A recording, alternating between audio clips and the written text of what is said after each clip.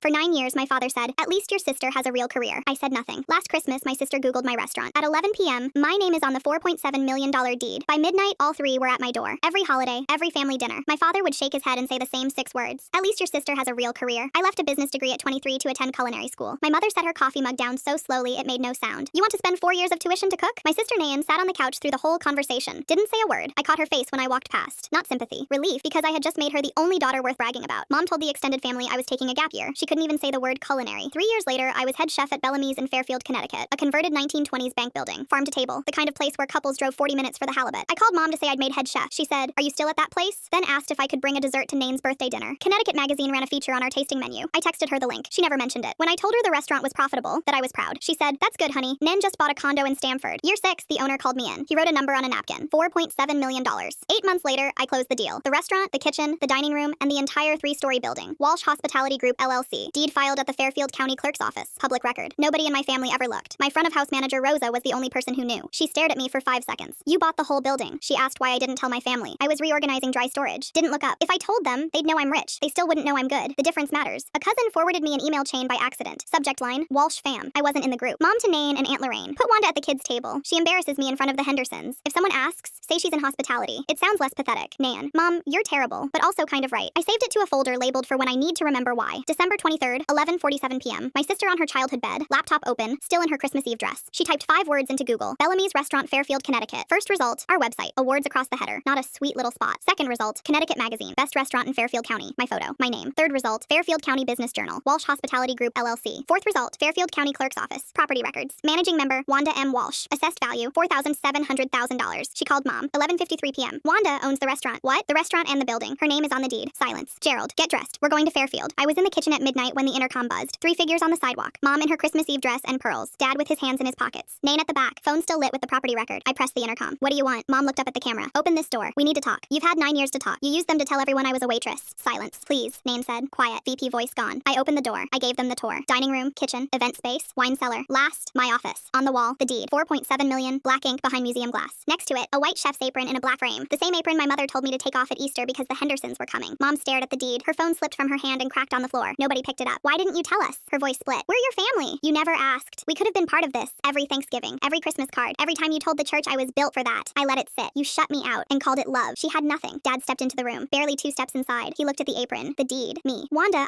He swallowed hard. "I'm proud of you." "I didn't need you to be proud," I said. "I needed you to be kind." He had no answer. "You can't retroactively be kind. And you can't unsay 9 years of at least your sister has a real career."